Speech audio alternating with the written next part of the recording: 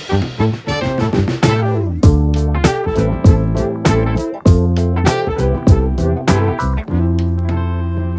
it's Craig and Ollie here, and what a year it's been. We decided to look back at our 5 best cycling moments.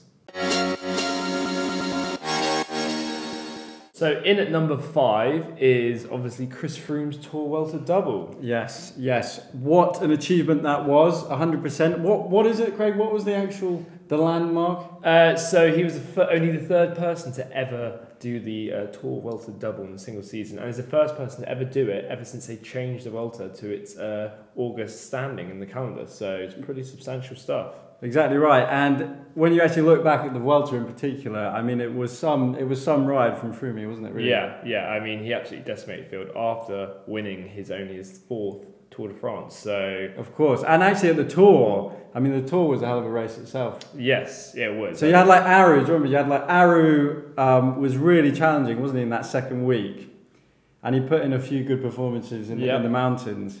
And then he kind of faded, didn't he, Aru? Yeah, he kind of came down with some illness, and then Froome just kind of stole the show. I mean, ultimately, Team Sky have probably the strongest team in the peloton at the moment, and it really showed. You know, the likes of Michał Kwiatkowski really saved his ass. So absolutely. So obviously, Froome and Team Sky are going through a little bit of pain at the moment, but I'm sure they'll get through it. Yeah, we'll still see if we have to revisit this video or not.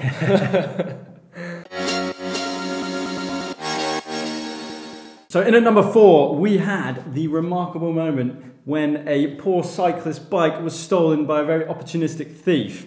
You may remember the video, it went kind of viral. So this was the guy in Dublin who decided to leave his bike, as you do. He just propped his bike up against the wall, didn't he, when he went into it? I don't know if he went into a store or something like that. He was opening a bike store, I think it was. Right. And he left his bike against the wall just to open the doors. And then within about 10 seconds, a thief popped by and tried to ride off. Yeah, the best bit there, though, was all caught on camera. You suddenly see the owner of the bike. He just came around the corner and like launched himself at the thief, and it was one hell of a takedown.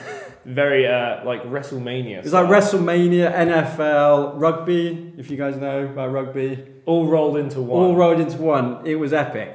Very good. One hell of a takedown.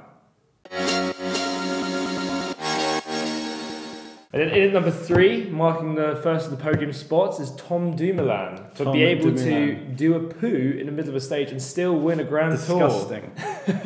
Pretty incredible, to be honest. He wasn't feeling too good. I think he ate too much before the final climb and realised the nature was cooling, so he had to quickly whip his top off before doing a squat. And number 2. Needless to say, social media went crazy because there was actually they caught, didn't they, the actual footage. There were quite a lot of photos of him just crouching down by the side of the road. The funniest thing was the Eurosport were watching it, and I think they realised as soon as he took his top off that it wasn't necessarily a sporting action that he was about to commit. So they quickly cut away, but it didn't need long time before social media kicked in. 100%, and cue about 1 million memes from back then. Yes. One thing though to think about is how it must have felt when he pulled his bib shorts back on and went carrying on the bike. I mean, that's disgusting. I dread to think. But I hope after all of that, he still managed to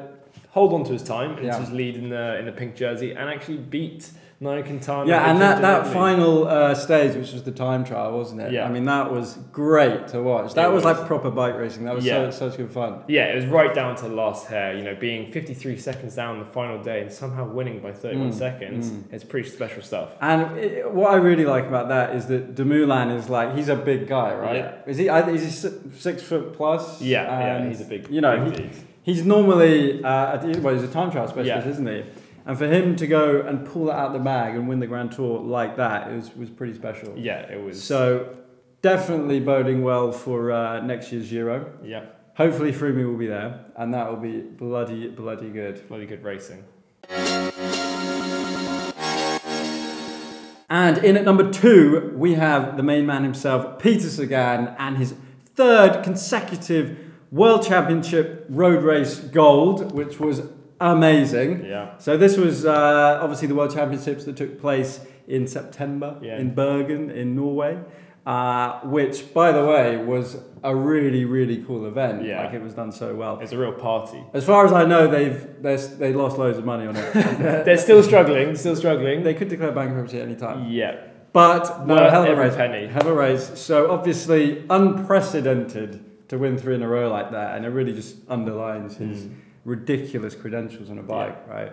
And the best part of that for me, I don't know if we all got the same footage, but when you were, it was on that last lap, you know, there was probably half a K to go or something like that, and you saw him come around the corner.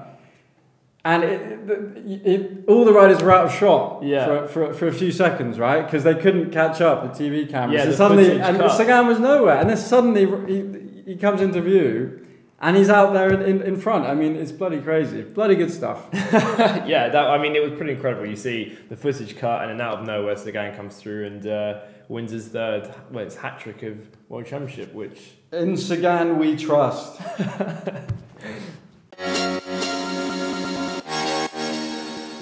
And in at number 1, drum roll please, we have the Strava Argument of the year. I don't know how anyone would have missed this. It was incredible. It was an argument between 2 Australian cyclists after one of them had stolen the other's KOMs. He posted a ride and stole about 30 KOMs. Yeah. The 2 riders, Scott and Brendan, were the ones at loggerhead. Scott had seemingly taken all of Brendan's KOMs, but Brendan was not too happy. Not at all. So, I mean, how many KOMs did Scott have? Scott had like 30 or something. He had something like 30 KOMs, right?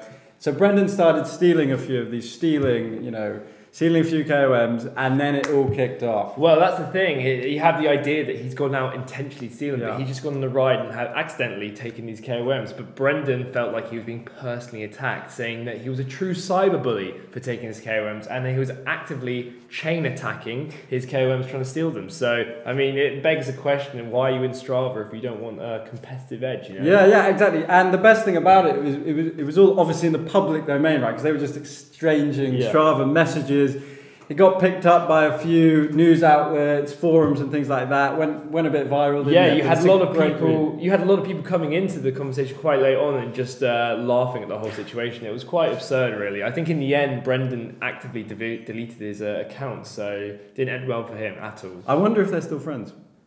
Highly doubt it.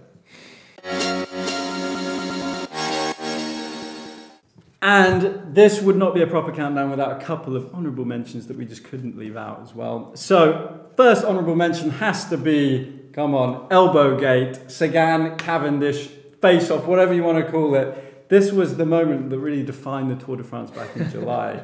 So if you've been living in a cave for the past 6 months, this was obviously the incident involving Peter Sagan and his elbow, and Mark Cavendish falling crashing out thanks to the elbow. Yes. You know, the reasons for Sagan having his elbow out have obviously been debated a lot since. Even going to the arbitration court of sports. Yes, so it's taken the top. But now they've since settled it down and everything's fine. But it was a massive talking point with lots of fans actually threatening to boycott the Tour because they felt their best rider of the Tour was actually now dismissed from it. Exactly right. And there was even that image, wasn't there, going around social media about... I won't be watching the Tour de France until they reinstate. Exactly right. Needless to say, everyone loved it. Or hated it. And the final honourable mention goes to 2 cyclists who decided it'd be a great idea to go out cycling while Hurricane Irma battered Florida. Yeah, exactly right. So this was the footage that emerged when, I think it was a CNN reporter who was reporting live at the scene during, the most horrendous flooding ever. And she's out there, getting completely drenched. And then just in the background, you see these 2 cyclists just powering away, pedaling away in, feet of water. Yeah. It was absolutely hilarious. Again, it got picked up by everyone, absolutely loving it. The question was, were they going for a KOM? And the rider turned out to be none other than Luke Brunel, who's got a bit of a reputation for being a bit of a daredevil when it comes to cycling cinematography. Yeah, so he's a bit of a sort of cycling viral content creator / cinematographer. Yeah. That's his thing. He does these crazy things. Yeah. But anyway, it was an epic piece of content, so thank you, Lucas, for that. And very glad to say that they both survived to live to tell the tale. They lived to tell the tale. Yeah. And so there you have it. There are our top 5 moments of 2017. Do you agree with the list or disagree with it? What are your top 5 moments? Let us know in the comments below. And other than that... Absolutely right, Craig. And other than that, we just want to wish everyone a very Merry Christmas and a Happy New Year from the Cycling Pool team. And we'll see you in 2018.